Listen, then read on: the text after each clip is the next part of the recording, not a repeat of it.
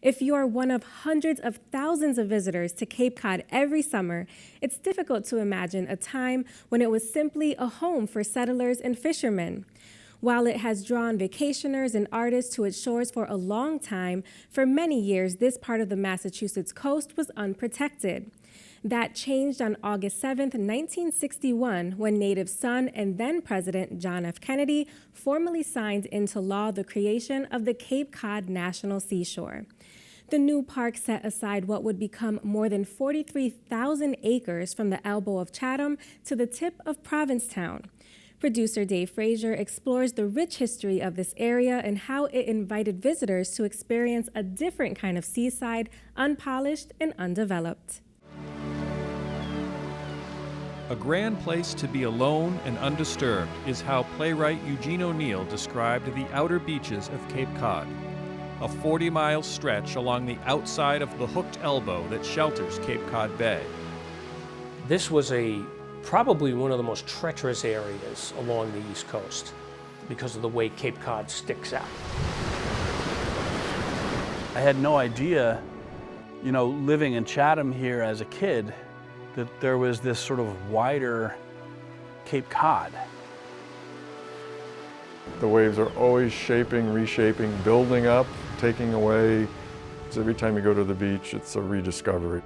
When people go out to the dunes or to Race Point or Herring Cove and you watch a sunset or a sunrise, you've never seen anything like it.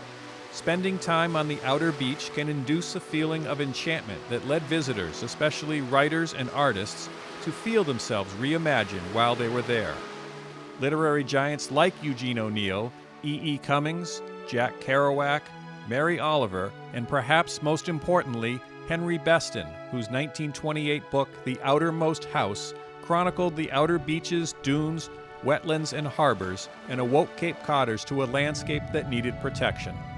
He was out there in the middle of this beautiful natural setting that it had always appealed to him, but he never got to experience it. And the more he was out there, the more he fell in love with the place. So he had a house built out on what is now Coast Guard Beach. It had 10 windows. He said he had a rather amateurish enthusiasm for windows. I had 10. I was told by one of his friends that nature and writing were synonymous with him. He talked about the rhythms of the waves, how they came in threes. He was just so taken by that. And he said that the writing has to have rhythms, just like the waves. The water has always been the Cape's calling card. Fishing built towns like Truro and Provincetown in the mid-19th century. By 1920, Cape Cod boasted just under 27,000 residents. By 1950, that number had nearly doubled.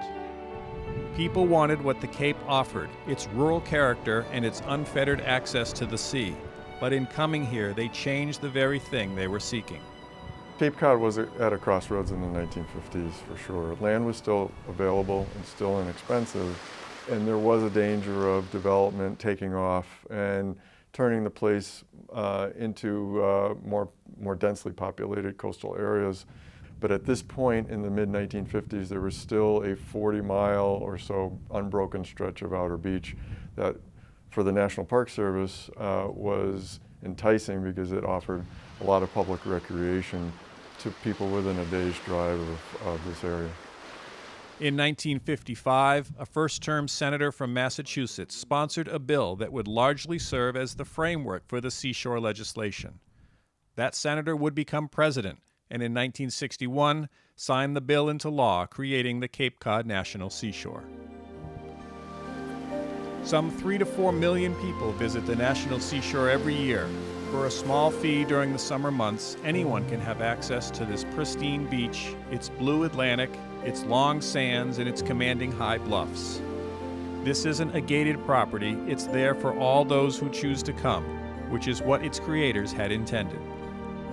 I've worked over 30 years at this National Seashore, and what I found here was that outer beach, that sense of solitude, that place to escape, and that is my go-to place. As park historian, I love the historic buildings, the lighthouses, the human stories, the dune shacks, but In my spare time and when I need a break from the busyness of working at a park, I go to the outer beach, especially on a foggy day or early morning or at sunset. That is a great place to reignite the passion of working at a national park.